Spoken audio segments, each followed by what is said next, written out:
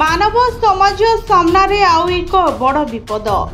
Covid परी भयंकर आउ एक भाइरस को नहीं आतंकित सारा विश्व। चिंता बढ़ाइलाणी मंकी पॉक्स बा भाइरस एम पॉक्स। विश्वव्यापी एथिरे अनेक लोक आक्रांत हो सारे। भारत में मध्य भाइरस लक्षण थिबा रोगी को अलग वार्ड रे रखिबा को निर्देश दिया जाइछे। मंकी पॉक्स भाइरस लोकों को शिकार करिबारे लागिछे। सारा विश्व रे याकु नै एबे समस्ते चिंतित। विश्वव्यापी अनेक लोक एजाबत पीड़ित हो सारे। ए भाइरस किपरि व्यापुछे याकु नै मध्य लोके चिंतारे रहिछन्ते।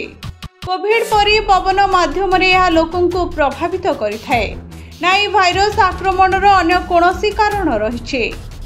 मंकी पॉक्स बा एम पॉक्स एक वायरल जेनेटिक रोग।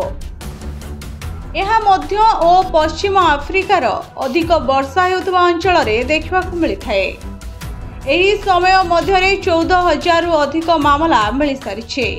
एथिमध्यरु 500 रु अधिक जनक जीवन जाई सारलाणी।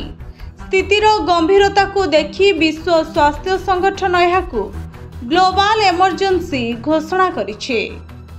तबे कौन मंकी पॉक्स आसंतु जानिबा। मंकी पॉक्स रोग मंकी पॉक्स भाइरस संक्रमण द्वारा होता है। यह ऑर्थोपॉक्स भाइरस जेनस सदस्य अटे। एथिरे स्मॉल पॉक्स मध्य शामिल रही है।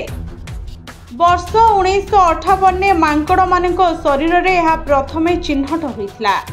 एथिपई यार नाम मंकी पॉक्स रखा जाइछे। मनिष देहरे प्रथम संक्रमणर घटना 1970 रे कांगोरो रे देखा देइथिला। मंकी पॉक्स भाइरस मुख्यतः मध्य और पश्चिम आफ्रिकीय अंचल रे देखा मिलता है। मूषा और मांकड़ परी संक्रमित पशु संपर्क रे आसिले मनिषक मध्य व्यापी थाए। जड़े व्यक्ति ठारू अन्य जनकु एही संक्रमण अति शीघ्र व्यापी जाइथाए। वर्तमान कांगोर रे monkey pox virus clade 1B strain लोकों को संक्रमित करुछे।